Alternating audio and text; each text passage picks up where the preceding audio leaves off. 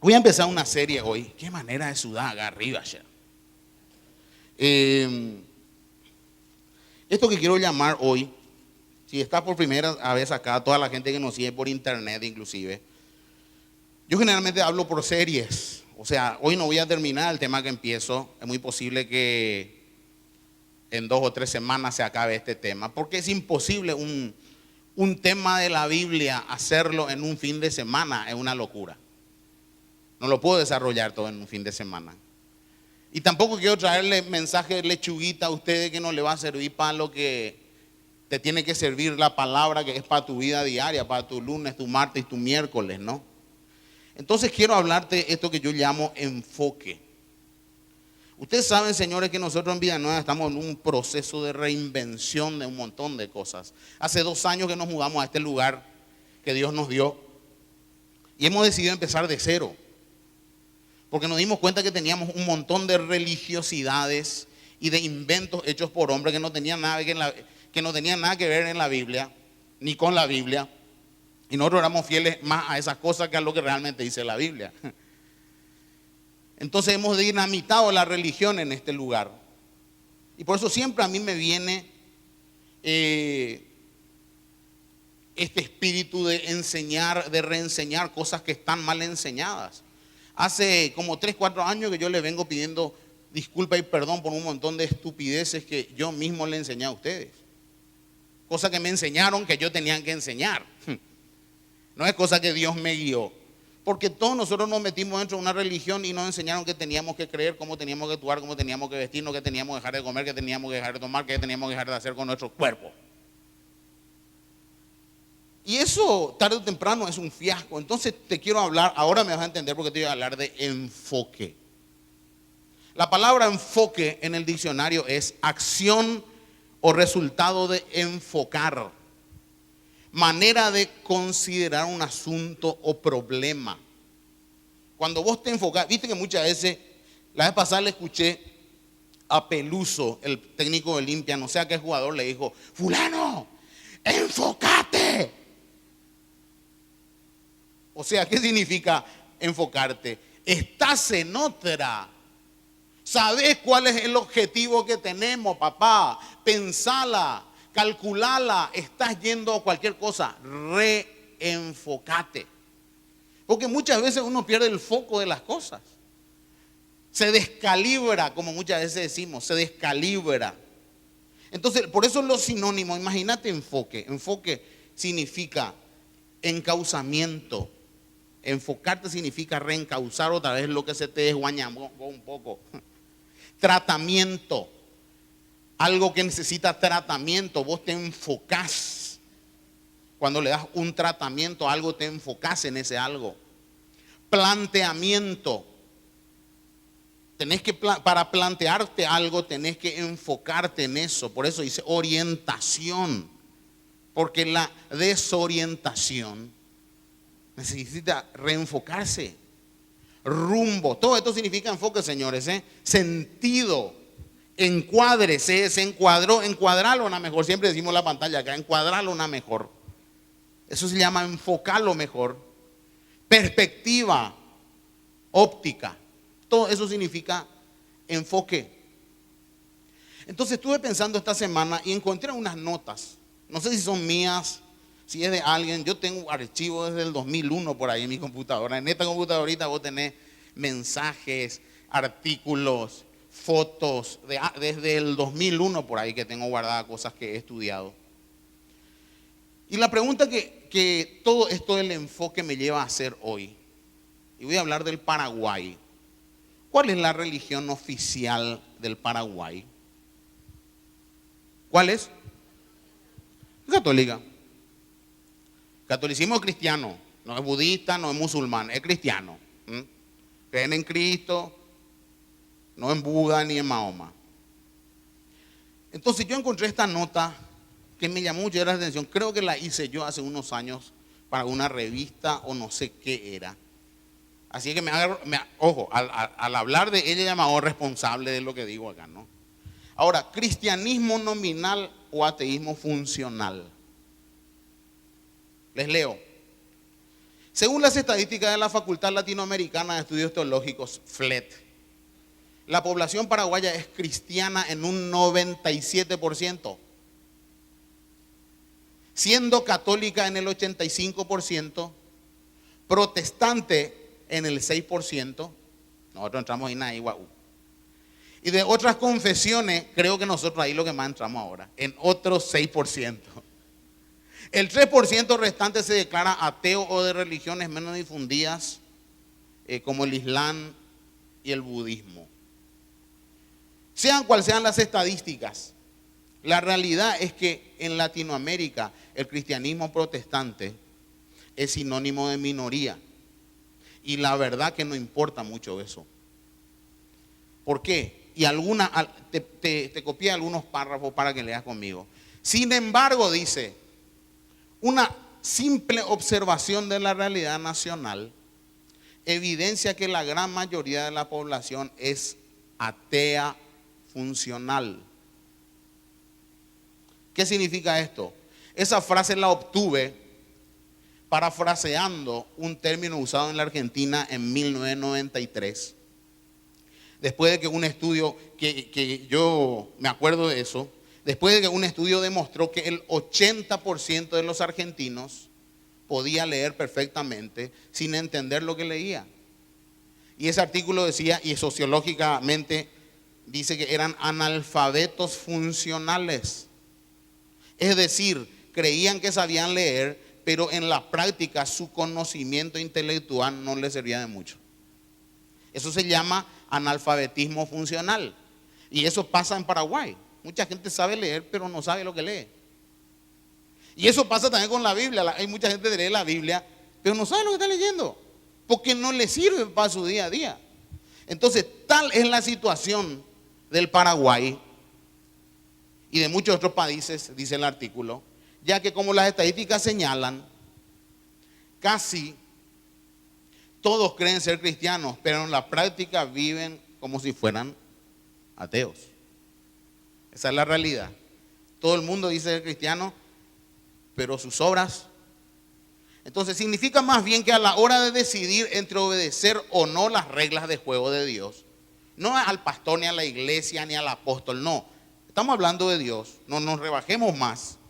Significa más bien que a la hora de decidir entre obedecer o no a las reglas de juego de Dios, la inmensa mayoría opta por lo segundo, por no obedecer. A decir verdad, la inmensa mayoría ni siquiera considera lo primero como opción. Te estoy hablando de lo que dice Macaya Márquez: la verdad, la mentira y las estadísticas. Las estadísticas son la realidad, aunque sean mentiras. Entonces dice acá el artículo, esto se ve en todos los ámbitos y niveles. El ateísmo funcional se ve en nuestras prácticas sexuales, en la cultura pornográfica tan diseminada en la iglesia, se ve en los gobernantes que estafan al pueblo como consecuencia, en los comerciantes que evaden los impuestos porque el gobierno tampoco es digno de confianza, en los vendedores que no dan boleta legal porque el gobierno tampoco cumple con sus obligaciones, a los albañiles que alteran la composición de la mezcla porque tampoco el gobierno provee de cemento. Dice acá, en los estudiantes que copian en sus exámenes, en la piratería en todos sus niveles, en los choferes que se guardan el boleto, en los religiosos que fingen su apariencia, en la cultura del chisme que practicamos, en las mentiras recíprocas entre jefes, empleados, colegas, amigos y enemigos, en el dirigente sindical que actúa por cinismo, en el médico que practica la dicotomía y en fin, en cada ejemplo que pudiera mencionarse para todos los estratos de nuestra sociedad. Todo esto pone en evidencia, y les puse ahí eso, que a la hora de la verdad, los paraguayos no creen en Dios. Entonces, ¿por qué habría de extrañarnos que estamos como estamos? ¿Por qué habría de extrañarnos que Magdaleno nos diga, nosotros lo que queremos vamos a hacer? A quien queremos contratar, y nosotros le votamos a ese tarado. Porque así como nos están faltando respeto al pueblo, nosotros, señores, que que el pueblo empieza a faltar el respeto a la clase política, es consecuencia que la clase política primero le faltó el respeto al pueblo. Que la gente no crea en los políticos es porque los políticos se ganaron esa fama. ¿Me están entendiendo?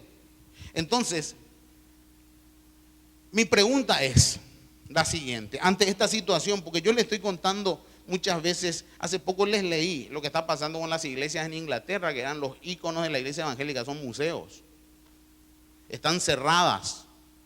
Y esos fueron los pilares del cristianismo evangélico del siglo XX. ¿Y qué pasó? Están todas cerradas. ¿Qué pasó con las generaciones que venían después? Algo se les perdió.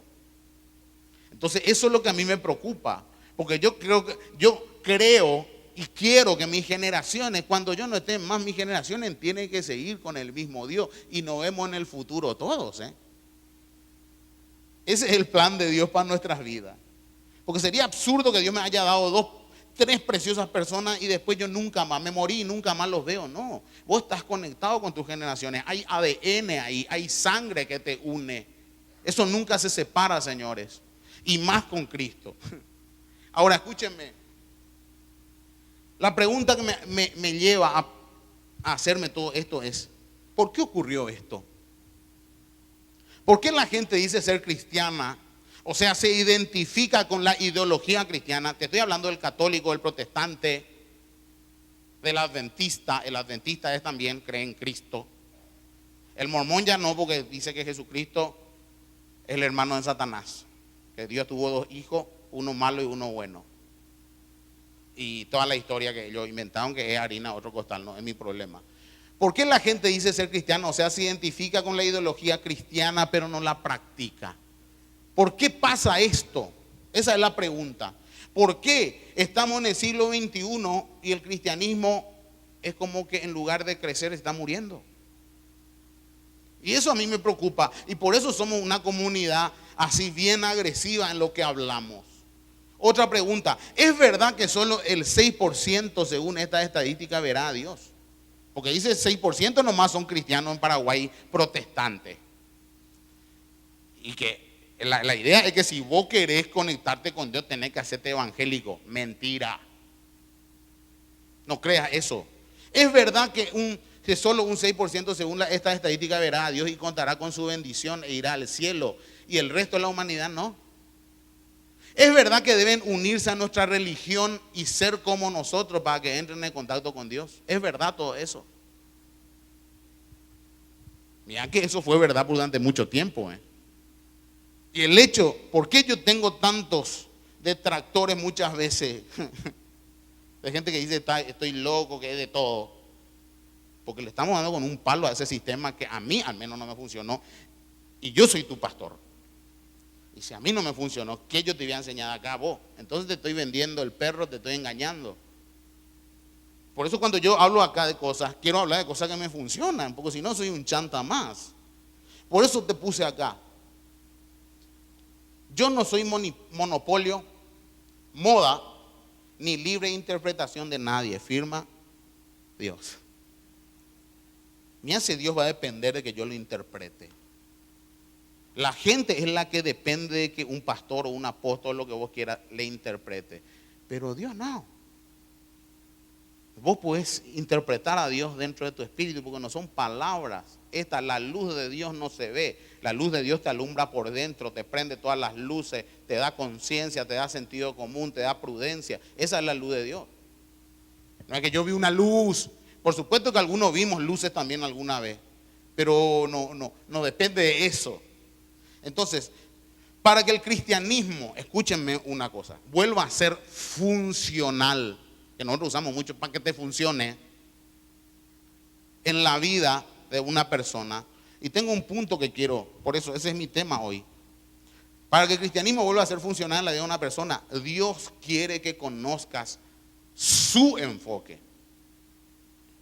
Porque nosotros hoy tenemos, señores, yo te digo, en un radio de acción acá de, no sé, ponerle 30 cuadras, hay un montón de iglesias también en esta mañana predicando la misma palabra supuestamente. Y gente yendo a la iglesia. O sea, nosotros somos mejores que ellos. No estoy cayendo en eso. Lo que te estoy queriendo decir nomás es que hay iglesias presbiterianas que tienen su enfoque. Hay iglesias bautistas que tienen su enfoque. Hay iglesias hermanos libres o libres de los hermanos que tienen su enfoque. Nosotros tenemos nuestro enfoque. Entonces, ¿quién enfoca bien en la cuestión? Porque si no nos están engañando, por eso la iglesia debería ser una en la cabeza de Dios, pero hay miles. ¿Por qué? Por un problema de enfoque. Todo depende del enfoque que tú quieras darle a las cosas para producir el efecto que tú quieres. Por eso te puse este refrán mío, el enfoque que no es otra cosa que preconcepto. El enfoque es el preconcepto que ahora te voy a explicar bien lo que es el enfoque. El enfoque en el original es la palabra preconcepto. El enfoque que le des a las cosas será la imagen que tendrás de ellas. Preconcepto no es otra cosa que el enfoque que le damos a la persona, y eso nos produce una imagen real o falsa de la persona. Te doy un ejemplo. Si a vos te dicen que una persona es ladrona y que te cuides de ella, si vos creíste ese mensaje te viene, no es visual todavía. Entonces una persona te dice, cuídate de fulana porque es ladrona. Vos compraste el mensaje, más allá de que sea verdad o mentira, automáticamente esa palabra cambia en vos la imagen que tenías de la persona. Entonces cambió tu enfoque de la persona. Gonzalo estuvo acá. Vos tenés una imagen ahora de él. ¿Sabés qué? Era mendigo y ahora es un hombre de bien. Ya le quisiste ya le querés ya. Porque hay una conexión. Ya hubo una conexión entre Gonzalo y ustedes. Ahora, ¿qué pasa si yo les digo después, Gonzalo es narcotraficante, está remetido, la Hammer que está ahí afuera es de él, fue todo bola? Gloria a Dios por el narcotraficante. Señor, mandanos más droga. Por la Hammer. No, ya sé. Ahora escuchen. Porque eso es una cuestión de imagen. Por eso el chisme, señores, es tan dañino. Porque el chisme tiene que ver con crear una imagen quizás de la persona que la persona no tiene. Y eso es enfoque. Tu manera de enfocar ya es distinta. Por eso el enfoque, todo, dice el refrán, todo depende del cristal con que se miran las cosas, dice el refrán. Y eso es enfoque. Ahora, el problema que ha tenido el cristianismo, señores, y eso lo estoy estudiando yo ahora, y muchos cracks de la teología están estudiando esto y se están dando cuenta de esto. El problema que ha tenido el cristianismo, por cual está apagándose, el problema que ha tenido al ser comunicado, ha tenido un problema de enfoque, dicen ahora. Y hoy todos se están dando cuenta. Les voy a leer un artículo que parecería que me voy a tirar tierra arriba. No me tiro tierra arriba porque yo estoy on the other side, estoy en el otro lado ahora de esto que les voy a leer.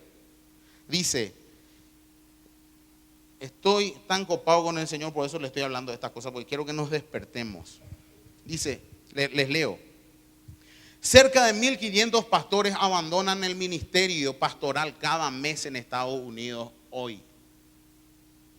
Entre las causas más comunes de por qué dejan el ministerio los pastores son depresión, relaciones extramaritales, la falta de preparación teológica y crisis financiera. O sea que exactamente como yo y vos. Pero ellos son los que lideran. Escuchen. Esto está, si ustedes quieren buscarlo en internet, no en una página que le da con un palo a los cristianos. Noticiacristiana.com. Buenísima página, te la recomiendo, porque ahí te das cuenta de todo lo que está pasando a nivel mundial. La vez pasada encontré que una pornostar se convirtió ahora, una de las fuertes, que seguro que vos conocéis, yo también, de nuestras épocas. su testimonio, viejo, y está teniendo un trabajo. Ahora se va a los prostíbulos, ella, con todo un equipo, a hablar con las chicas. Era una dolly, hacían striptease y películas porno. Todo eso en noticiascristianas.com, no en otro. Ahora, escuchen, dice este artículo. Estados Unidos, jueves 10 de mayo de 2012. Esto lo escribió Ninro Ruiz Peña, un periodista de Noticia Cristiana. Dice, la revista brasileña Cristianismo Hoje, ¿cómo se dice hoy? Hoje. Cristianismo Hoje publicó un artículo que genera mucha preocupación, ya que habla sobre el creciente número de pastores que abandonan el ministerio del pastorado, con problemas de orden financiero, salud y familiares. Estos pastores prefieren estar lejos de sus actividades sin dejar de ejercer sus creencias. Es decir, que permanecen en la iglesia, pero no cumplen con sus tareas como la predicación, la atención y así sucesivamente. En el informe se habla sobre el ministro José Nilton Fernández de Lima, de 41 años. Dice que él pidió permiso a la iglesia presbiteriana independiente, o sea, iglesia enfocada presbiterianamente, IPI, en Sao Paulo. A final del 2010 pidió permiso a la iglesia para dejar el pastorado. A fines de 2010, después de pasar casi 15 años con problemas graves. Entré en un proceso de muerte, nos cuenta el pastor. Me enfermé y tuve que buscar ayuda médica para mí, para restaurarme, dice el pastor Fernández, que acaba de divorciarse, lo que aumentó su dolor por la pérdida constante de sus hijos y su soledad. A lo largo del año 2011, la experiencia le enseñó a Nilton que es posible servir en el ministerio pastoral sin conducir una iglesia. Ya no creo en el ministerio pastoral, que solo puede ejercerse dentro de la iglesia y que solo se aplica en el interior del templo, dice él.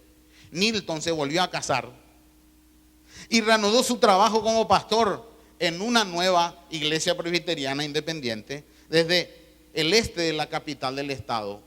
No es el único pastor que ha tenido problemas en el cumplimiento de ese llamado. Otra revista, la revista más vendida en los Estados Unidos entre los cristianos, la revista Christianity Today, también citó investigaciones desarrolladas en los Estados Unidos que muestran una alta tasa de licencias de pastores.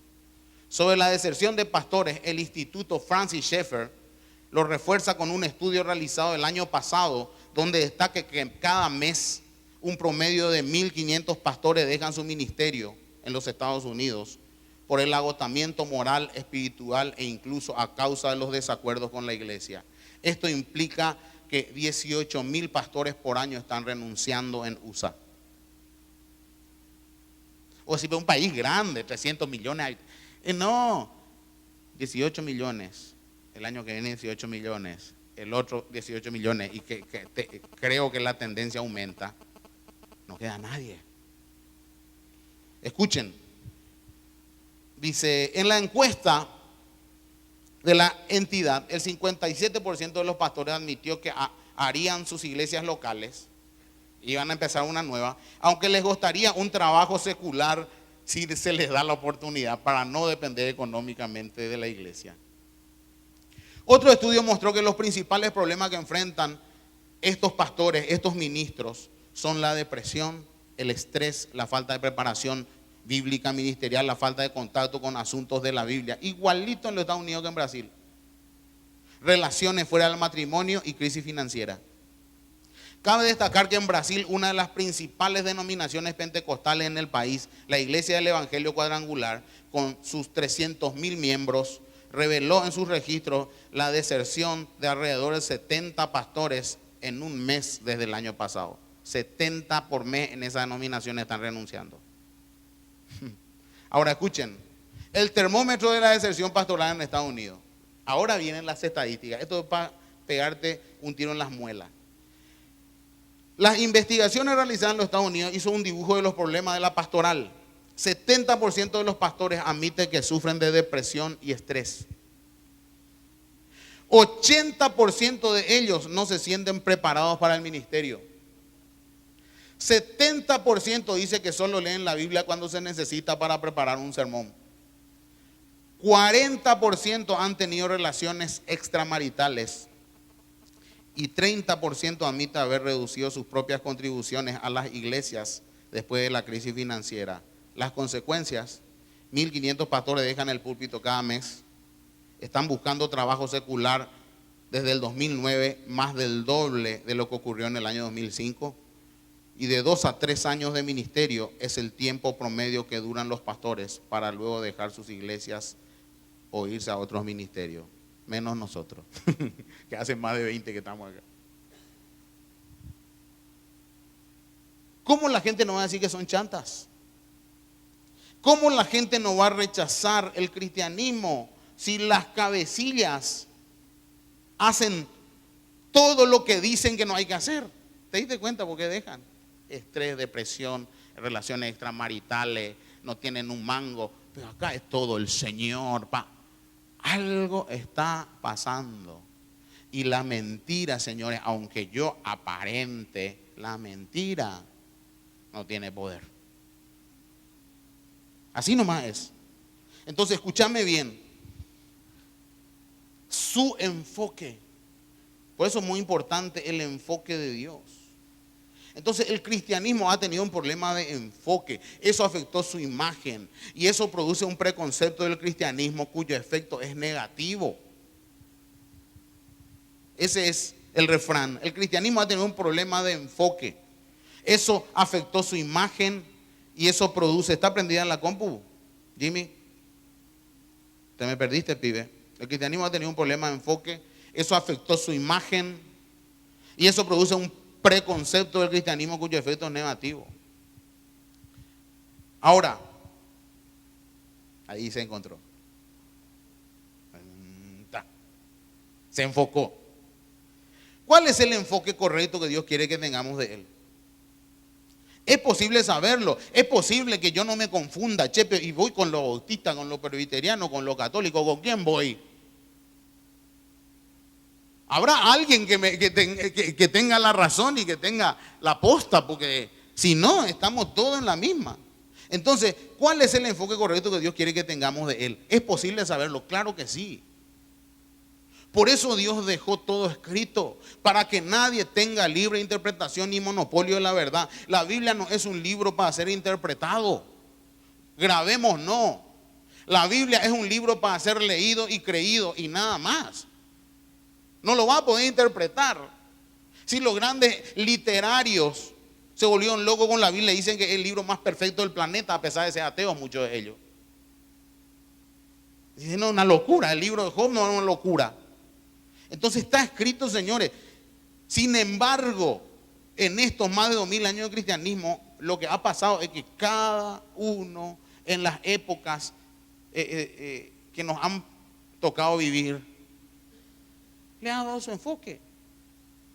Las religiones vienen de mal enfoque. Por ejemplo, los testigos de Jehová, Russell era pastor bautista y se desembocó. Los mormones, José Smith, era un tipo que tenía conexión con Dios hasta que se le apareció el ángel Moroni, que no tenía nada que ver con la Biblia, y le creyó. ¿Pero de dónde vienen todas estas cosas? Hay una manera de yo decir, che, loco, que no necesito volver a la verdad, que no es ni católica, ni presbiteriana, ni pentecostal, ni evangélica. La verdad no se mancha, señores.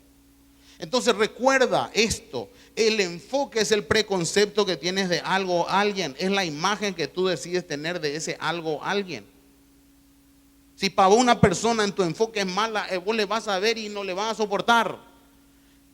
Y para una persona un pan de Dios, vos le vas a ver y decir, che, qué buena onda ese tipo, sin conocerle, por enfoque. Entonces, ¿cuál es el enfoque que se le ha dado al Evangelio de Cristo? Estamos reinventando nuestras cabezas, ¿eh? Por eso estoy hablando de estas cosas.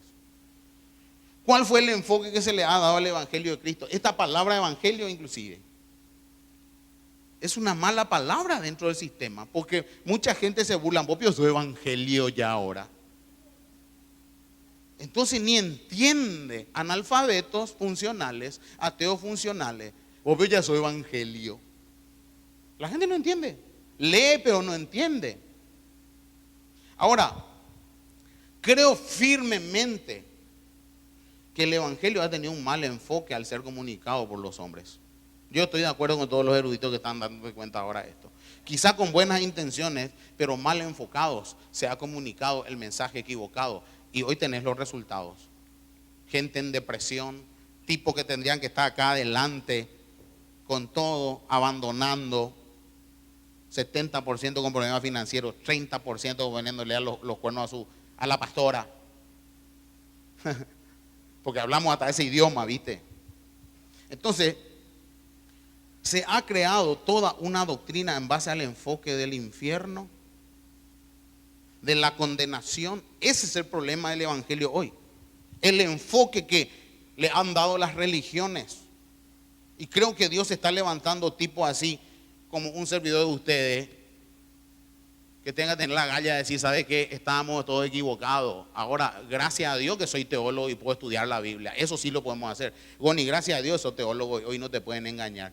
Nosotros aprendimos a estudiar la Biblia, Shra. Nosotros aprendimos griego, hebreo, hermenéutica, escatología, angeliología, neumatología, 4 años internados y estudiando. Entonces hoy a mí nadie puede venir a decirme, che, vos estás equivocado. Vamos a la Biblia. Pero no, pero eso es relativo porque la experiencia no. Vamos a la Biblia porque tu experiencia tiene que cobrar con la Biblia, brother. Entonces escucha, se ha creado todo un enfoque y eso es una controversia. ¿Por qué le estoy hablando de esto? Porque a nivel mundial se está hablando de que ciertos genios de la teología están negando el infierno y nada más lejos de la verdad. Y por eso desde ahora yo ya te quiero decir que el problema del cristianismo no es que niega el infierno. Al contrario, el infierno es un lugar real. La semana que viene vamos a hablar del infierno. Si te interesa el infierno y el enfoque real del infierno en la Biblia, la semana que viene vení. Porque hoy no te voy a hablar del infierno todavía. Hoy te estoy hablando del enfoque del mensaje. Entonces se ha creado toda una doctrina en base al enfoque del infierno. Y el infierno es real, existe. No estoy hablando de eso. Y no le tengas miedo porque estás a tiempo todavía. Ahora, todo es condenación, todo es muerte, todo es maldición. Y eso ha producido un efecto repelente en lugar de atractivo. Porque le hemos predicado durante siglos a la gente que si no recibe a Cristo se va al infierno y chao. Y eso es un mensaje totalmente desenfocado. Escuchen, ¿cuál es el enfoque de Dios entonces? Abramos nuestras cabezas, por favor. El mensaje principal de la Biblia, y para nosotros es algo tan barato escuchar esto hoy. El mensaje principal de la Biblia es el amor de Dios por los hombres. Dios dejó escrito que Él nos ama con locura y quiere entrar en contacto con nosotros, así como entró con este muchacho que comía en el basural. Entró en contacto ahí con él y le cambió la vida. Y yo sé que se la cambió porque yo le vi a Gonzalo. Gonzalo se convirtió en el 88, yo en el 87. Cuando Gonzalo vino al seminario, yo estaba en mi primer año. Y yo me acuerdo cuando trajeron a Gonzalo. No tenía ni ropa, Gonzalo. ¿Te acordás que te tuvimos que dar ropa nosotros, entre los muchachos? Y empezó a vivir entre nosotros. No tenías ni esposa, te dimos para tu esposa. ¿Viste, loco? Yo encima te la presenté. Ahora que me acuerdo. Ahora, el mensaje principal de la Biblia, señores, y no tenemos que tergiversar eso, y les voy a demostrar hoy bíblicamente, es el amor de Dios por los hombres, o la condenación de Dios a los hombres. ¿Cuál es el mensaje? ¿Y por qué a la hora de hablar del amor de Dios nosotros tenemos que incluir infierno? Si el infierno es castigo. ¿Por qué? Te voy a leer el mensaje de Cristo y para que vean nomás el enfoque, si vos lo enfocás mal, ¿cómo podés entenderlo mal? El mensaje de Dios es amor versus condenación. Lo que Dios vino es a librarnos de la condenación a nosotros. Pero ¿de qué condenación? Ahora les voy a decir en el original lo que la Biblia habla de lo que es condenación. Juan 3:16 dice, porque tanto amó Dios al mundo. todo esto lo predica, todos los evangélicos lo predican, los católicos lo saben, en los mundiales, Juan 3:16, pero a la hora de la práctica, todos están en condenación. Nada, cero amor. Porque tanto amó Dios al mundo que dio a su Hijo unigénito para que todo el que cree en Él no se pierda, sino que tenga vida eterna. Ese es un mensaje. Escuchen, Dios no envió a su Hijo al mundo para condenar al mundo, sino para salvarlo por medio de Él. ¿Te estás dando cuenta del amor? El que cree en Él no es condenado, pero el que no cree se le condena por no creer. No. Pero el que no cree, el problema es que ya está condenada la persona cuando nace. Eso se llama pecado original, original sin. El que cree en Él no es condenado, pero el que no cree ya está condenado por no haber creído en el nombre del Hijo unigénito de Dios. Y acá te dice bien, esta es la causa de la condenación. ¿Cuál? Me interesa saber. Que la luz vino al mundo. Escuchar la condenación como está en el mundo. La luz vino al mundo para solucionar el problema de la condenación que está dentro y mío de vos. Dice, esta es la condenación, la causa de la condenación. El ser humano. Que la luz vino al mundo, pero la humanidad prefirió las tinieblas a la luz porque sus hechos eran perversos. Por ahí viene la condenación. Vamos más adelante. Pues todo el que hace lo malo aborrece la luz. ¿Qué luz? La que está adentro, la que se te tiene que prender de parte de Dios, la que te muestra las cosas, la que te hace dar cuenta de decir la flauta. ¿Qué es lo que yo estoy haciendo? Te despertaste. Dice, pues todo el que hace lo malo aborrece la luz y no se acerca a ella por temor a que sus obras queden al descubierto. Esa es la condenación, dice. ¿Cómo la entendemos? Dice, en cambio, el que practica la verdad empieza a admitir su verdad, su realidad. Estoy mal, necesito algo. Estoy confundido, no tengo idea de lo espiritual. Para mí lo espiritual es chino básico. Tampoco quiero que me jodan, te dice la gente.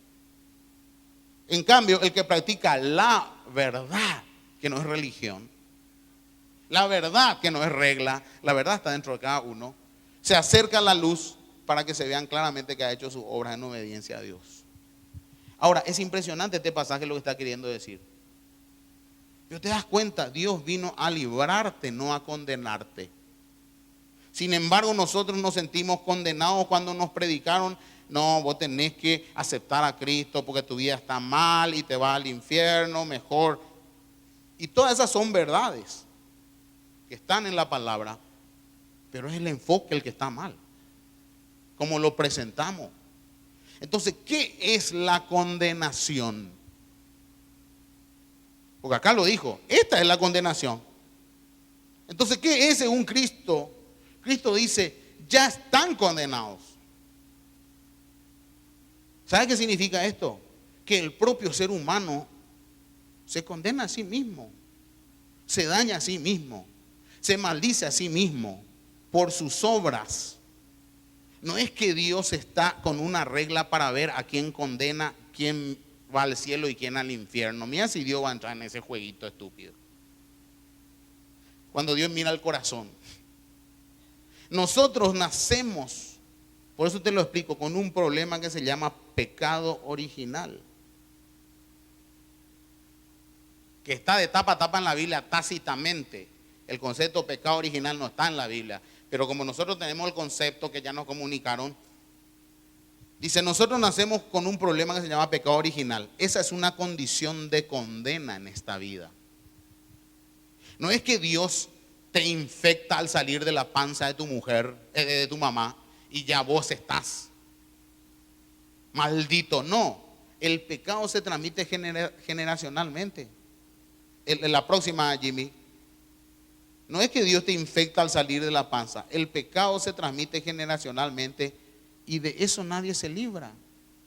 Yo cuando tuve sexo con Gaby, viejo, y fue engendrada Keila. En mi esperma fue toda mi maldad. Eso se llama pecado original y eso está en la Biblia. Yo no te estoy inventando ningún pecado nuevo. Nacemos así. Por eso el niño, sin que vos le enseñes, ¿cuál es la primera palabra quizá después de papá? Mío. Mío. No. No haga ahí, se va. Hacelo, no hace. ¿De quién le enseñó a este bestia? Original sin. ¿Pecado original? No, mío, mío, mío. Ahí ya se va manifestando. Entonces, ¿cómo es la condición de condenación? O sea que Dios entonces a vos te mira y te dice, Gonzalo, cuidado, cuidado, si metes la pata, te liquido, le liquido a tu hijo, te castigo. Es más, te va al infierno. Ese es el mensaje. La mayoría de las religiones hoy.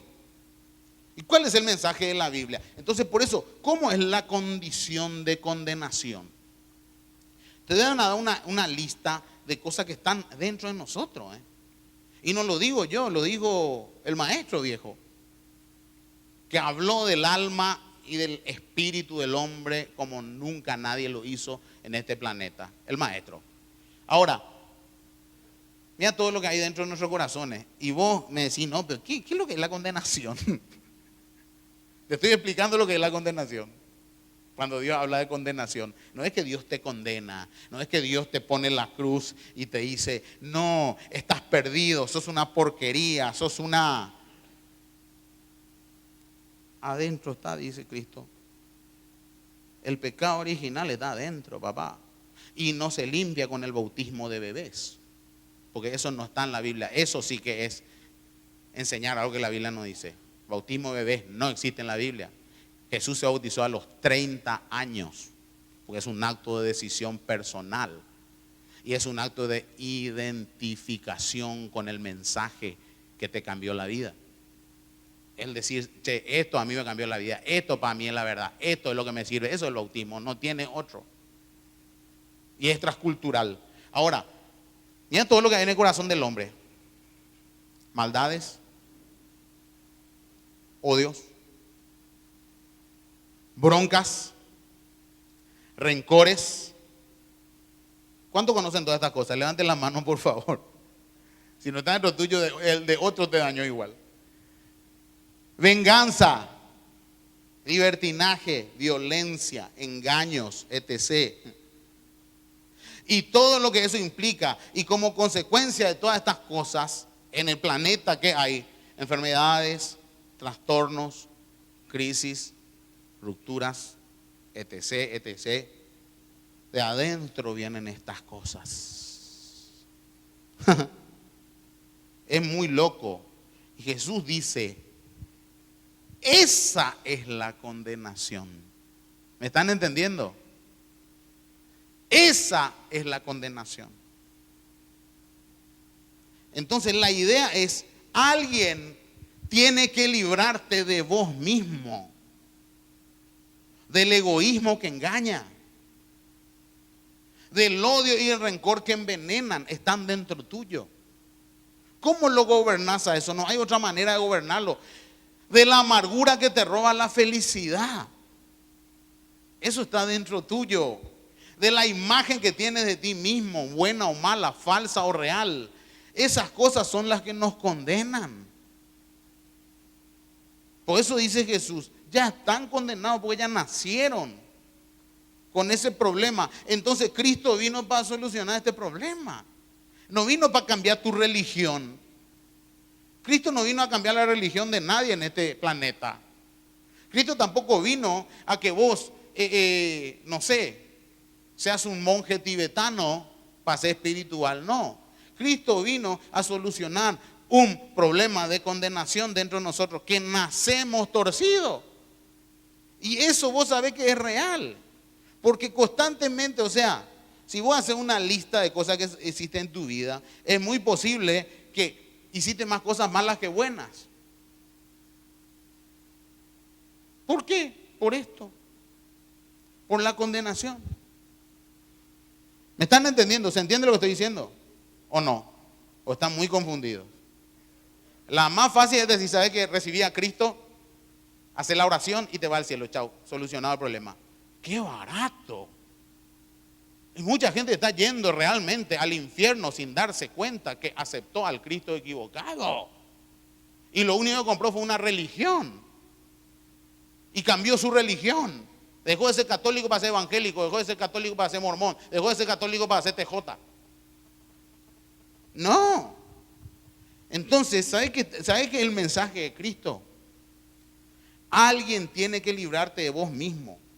Porque vos, en cuestión de tiempo, te vas a morir. ¿Por qué te morís?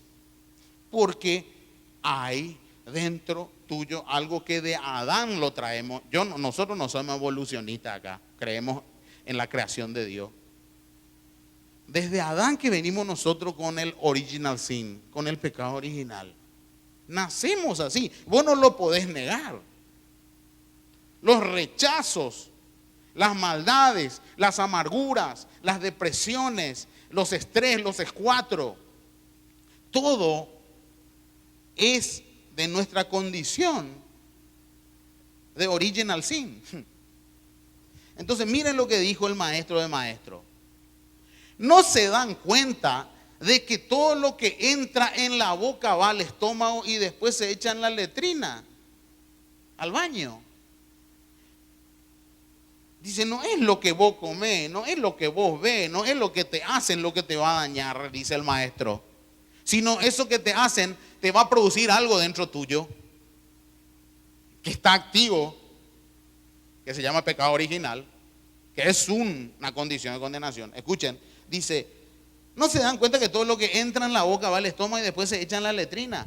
Pero lo que sale de la boca viene del corazón y contamina a la persona. Porque del corazón salen, escuchá, y el Señor te está describiendo lo que yo estoy diciendo, la condenación.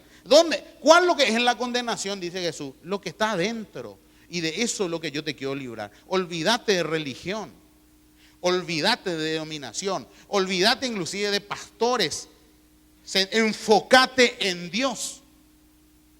Que Dios quiere solucionar un problema de muerte en vos. Por eso Cristo habló de la muerte. Porque Cristo vino a solucionar un problema mortal en tu vida. Que vos no lo podés solucionar. Papito, vos estás acá hoy. Vos de acá podés ir. Te pegaste un tortazo con el auto y mañana estamos tomando cafecito en tu velorio.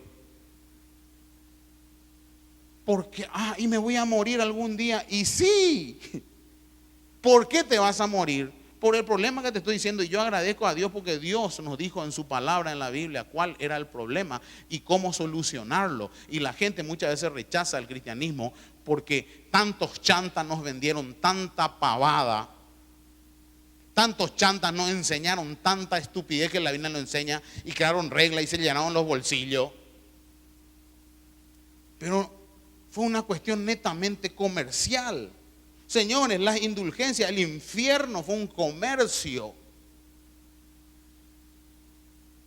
Ustedes saben, si leen un poco de historia, el infierno y las indulgencias, se le cobraba a la gente plata en vida por los muertos para que salgan del purgatorio. ¿Dónde está el purgatorio en la Biblia?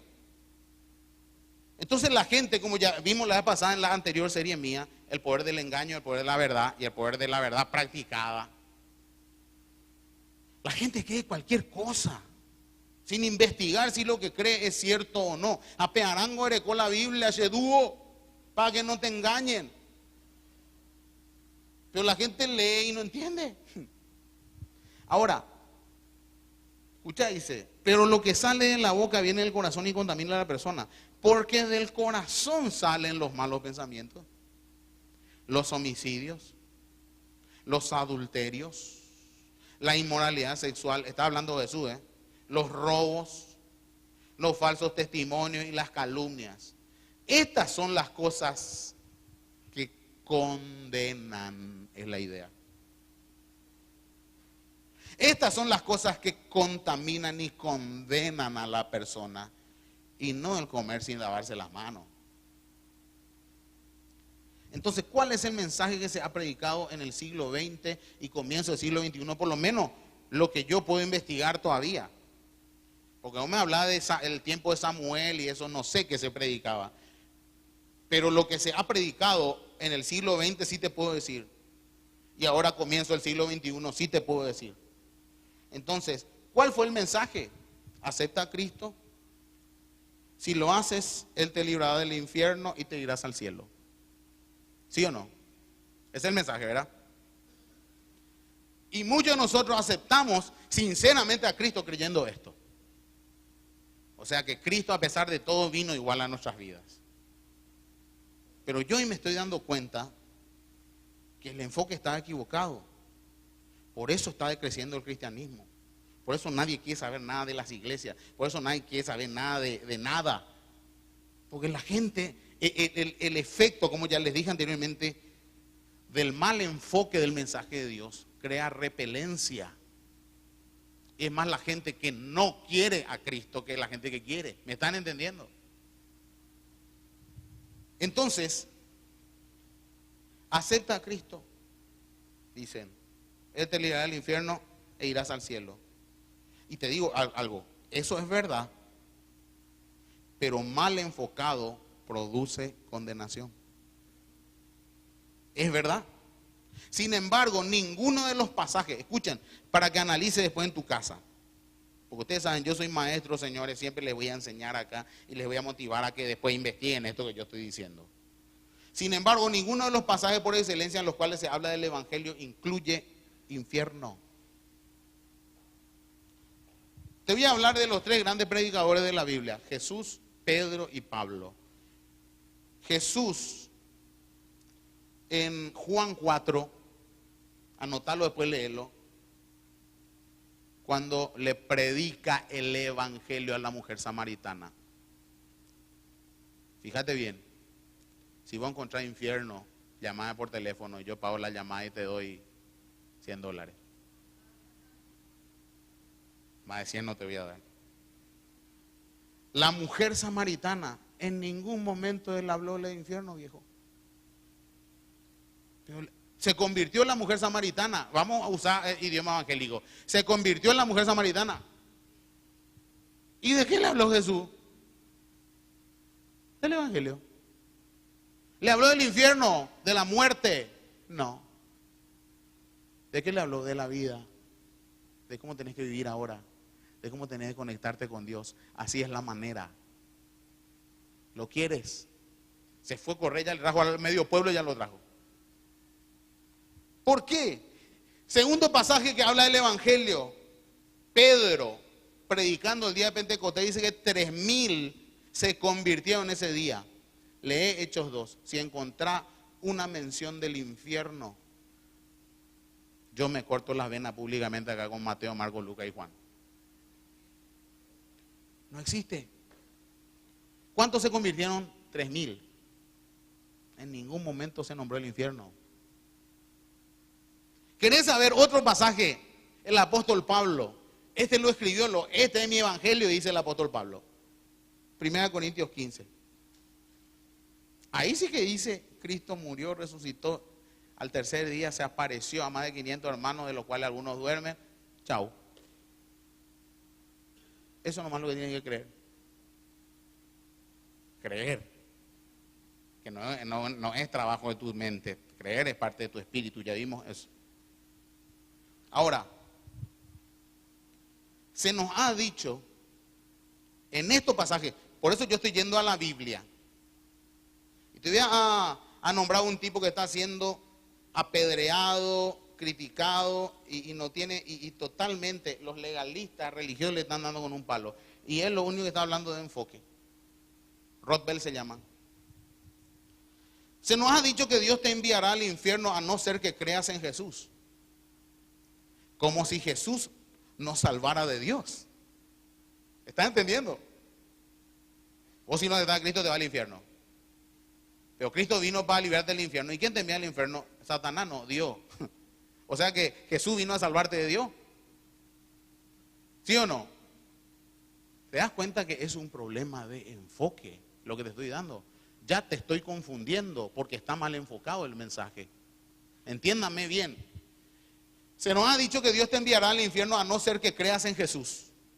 Como si Jesús nos salvara de Dios. ¿De quién es lo que te tiene que salvar Dios? Dios te tiene que salvar de vos mismo, papá. Ese es el mensaje. Porque vos te vas a autodestruir. Y si no te autodestruís, la muerte un día te va a agarrar.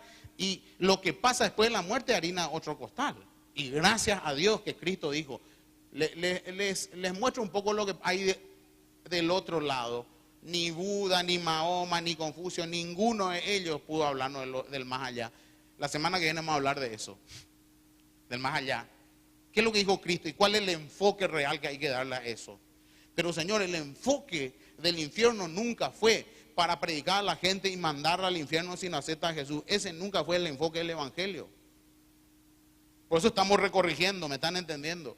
Ahora, dice, como si Jesús nos salvara de Dios. Pero ¿qué tipo de Dios es este que necesitamos ser rescatados de Él? ¿Cómo puede este Dios ser bueno?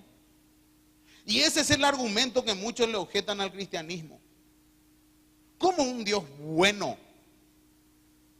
¿Por qué? Porque siempre nos están hablando de condenación. Porque siempre nos han dicho, Dios, le culpamos a Dios de cuánta guerra hay. Eso es por el problema del enfoque que le hemos dado. El mundo está sufriendo porque se olvidó de Dios. Entonces Dios le está dando con un caño a su creación. Está mal eso. Si Dios es amor, nos cuesta a nosotros ver. Entonces escuchen, el ardor con que algunos cristianos han insistido e insisten en el infierno hace que mucha gente tenga un miedo innecesario a un Dios que es puro amor. Y sabes que hablar tanto del infierno repele a muchos posibles cristianos que podrían sentir curiosidad por la enseñanza de la fe, los ahuyenta. Entonces, ¿cómo vos amás a un Dios que si yo no amo, me voy al infierno? Entonces, por temor. Muchos de nosotros hemos sido manipulados por temor. Quiero que piense, por favor. Es como decir, ¿sabes qué? Aceptame o te envío al infierno. Yo te amo, te amo. Di mi vida por vos en la cruz. Pero si vos no me aceptás, te mando al infierno. ¡Qué amor! Entonces, ¿de qué estamos hablando? ¿Te quiero confundir? No. Te estoy queriendo presentar el enfoque real de la Biblia, que es el amor de Dios, que destila amor de tapa a tapa ese libro. Entonces, el resultado, dice Rothbell, del énfasis en el infierno es algo equivocado y tóxico. Y a la postre altera el mensaje contagioso del amor de Jesús. Paz, perdón y alegría que tanto necesita hoy nuestro mundo. ¿Por qué no venís a la iglesia? Eso es una consecuencia de haberte conectado con Dios. Venir a la iglesia no te va a dar a Dios. La iglesia ya es un resultado de haberte conectado con Dios, pero tu responsabilidad antes de morirte, please. Tengo familiares muertos, viejo. Jamás pensé que hoy ya no iba a estar mi mamá, mi papá, mis dos hermanos muertos. Y vino la muerte y se fueron. Y nos interesaba que fueran Sandoval, nos interesaba que mi hermano fuera mayor de aviación, se le cayó igual el helicóptero. No importa que mi hermano Carlito era un pan de Dios, un infarto, chao. Por eso Cristo vino a resolver estos asuntos en vida. Hoy tenés que analizar, como dice Juan Luis Guerra en uno de sus últimos discos, arregla tus papeles, mi pana, con Dios. Arregla tus papeles. Porque lo del más allá vos no sabés nada. Y sí, Dios dice que el más allá depende de tu más acá. Te estoy hablando con todo mi corazón. El enfoque principal del cristianismo es y debe ser: Dios es amor. Él vino a salvarme de mi condición de condenación. No es que Él vino a condenarme. Te lo leo otra vez. Juan 3:17. Dios no envió a Cristo, a su Hijo, al mundo para condenar al mundo, sino para salvarlo.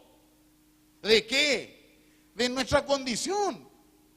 ¿Cuál es el enfoque del mensaje del Evangelio en el primer siglo?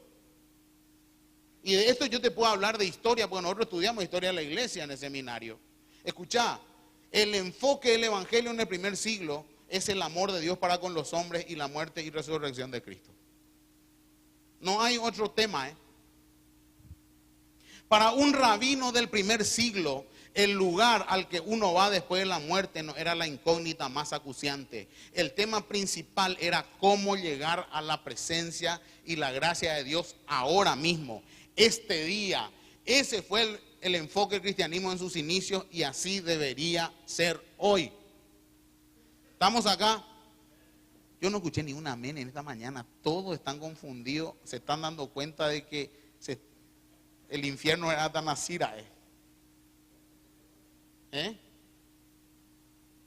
Impresionante, ¿no? No te estoy mintiendo ni queriendo confundir, pero el mensaje ha sido ese. ¿Cuál fue el enfoque del mensaje del Evangelio del primer siglo? Entonces fue ese. No incluía infierno. El énfasis en el infierno vino del catolicismo, que empezaron a vender indulgencias y se forraron de plata con eso. Ustedes saben lo que son las indulgencias, hasta ahora están vigentes, que no te piden plata hoy tan directamente como antes, pero hoy igual se hacen rezo por el que murió ya, entendés, que novena, que tanto. No hay más nada que hacer después de la muerte, en vida es la cuestión. Por eso se inventó la doctrina del purgatorio, del limbo. Y después de ahí, cuando saliste del purgatorio, te vas al limbo, porque fuiste tan malo que todavía no entraste al cielo. Te manda un intermedio. Y después, de acuerdo a tu capacidad, te va al cielo. De acuerdo a los rezos y las velas que te prendieron. Tenés que creer eso. Por eso, escúchame bien, voy terminando.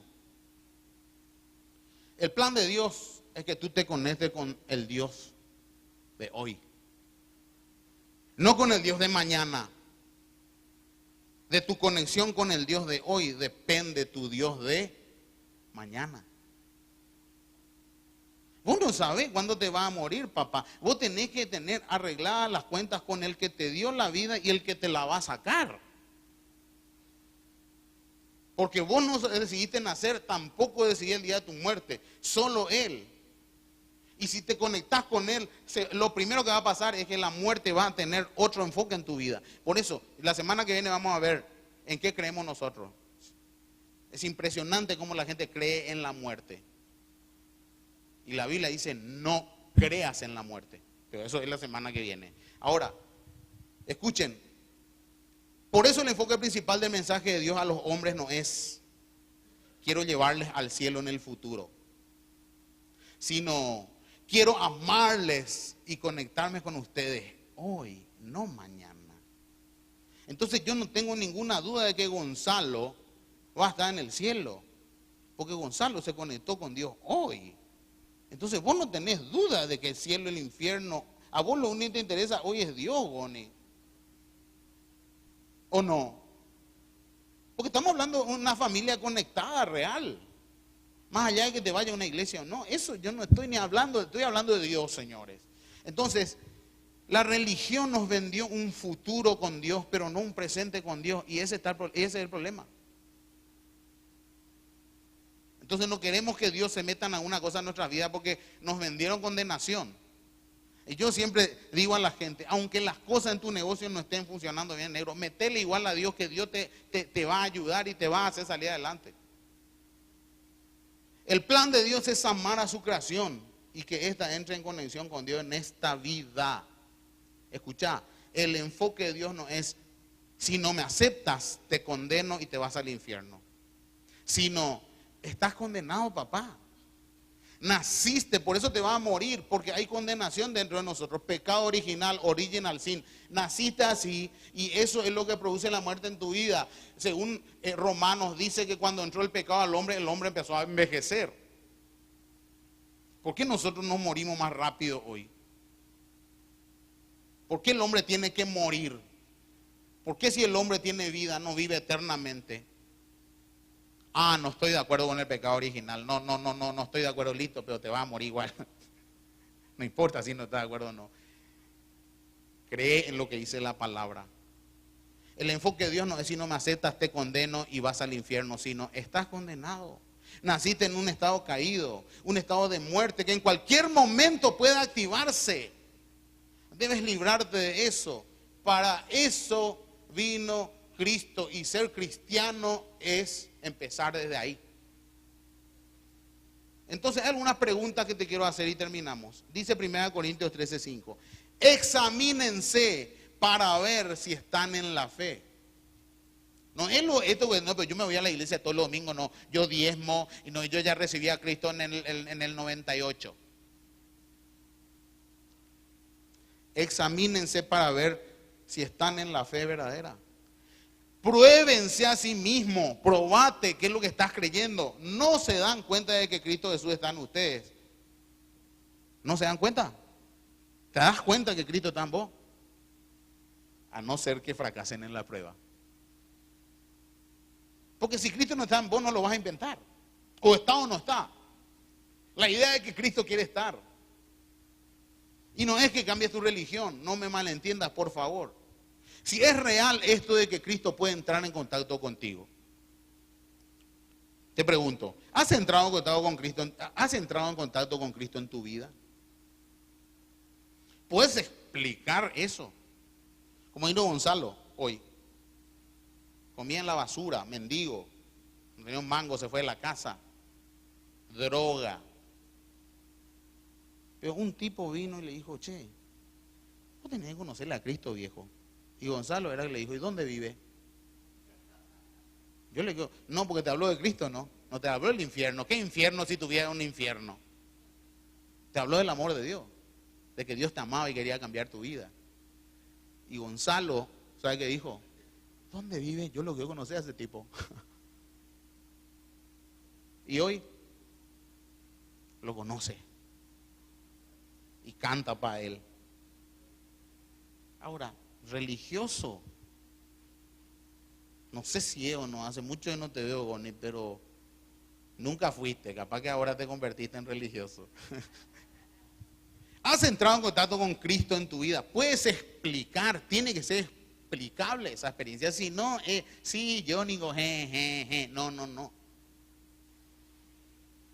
¿Qué te motivó a buscar a Dios? ¿Cuál fue el mensaje que te presentaron? Es muy posible que te hayan presentado: aceptar a Cristo, si no te va al infierno. Por eso tenés que reorganizar en tu cabeza a este Dios, porque Dios dice: conectate conmigo, amémonos, yo te voy a dar lo que vos necesitas y querés. Pero no dentro de la religión, porque en la religión yo no hago esas cosas, dice Dios. Es todo falso eso. Yo te voy a dar fuera de la religión todo lo que vos quieras en su tiempo. Todo te saldrá bien. El único libro que te dice. Entonces, ¿cuál fue el mensaje? Ese es el enfoque y esa es la imagen que tienes de Dios. Un Dios de condenación, un Dios de castigo, un Dios que si vos te caes te va a tirar piedra, te va a reventar a palo, que tenés que ser casi perfecto. No. Tu hijo se cayó 20,000 veces, lo alzaste otra vez. Se hizo popó, pipí, lo limpiaste. Hoy puede tener 40 años tu hijo. ¿Sabes qué? En el hospital, ¿quién se va a limpiarle la cola? Y vos, vieja, es tu hijo. Imagínate si ustedes, siendo malos, le dan buenas cosas a sus hijos. ¿Cuánto más vuestro Padre Celestial? ¿Me están entendiendo? Dios es amor y quiere meterse en su hijo, pero tenés que sentirte hijo. Pues no, yo le recibí ya a Cristo hace 20 años, soy hijo de Dios. ¿Y qué hace Dios en tu vida? No sé, me voy a la iglesia. ¡No! Todos los días. ¿Cómo es el Dios que tienes? ¿Cuál es su carácter? ¿Tenés onda con ese Dios? ¿Se asemeja al Dios de las Escrituras, al Dios que vos tenés? Entonces, el gran desafío de la vida, señores, es ir conociendo a Dios durante te dure la vida. Y ese, según los grandes filósofos, pensadores, sabios y escritores de la Biblia, inclusive ese es el todo del hombre. Debes reenfocar tu cristianismo. Siempre pienso en un millonario, ¿no? Que fue un pobre tipo que vendía piedritas pintadas en la calle. Su nombre, John Davison Rockefeller.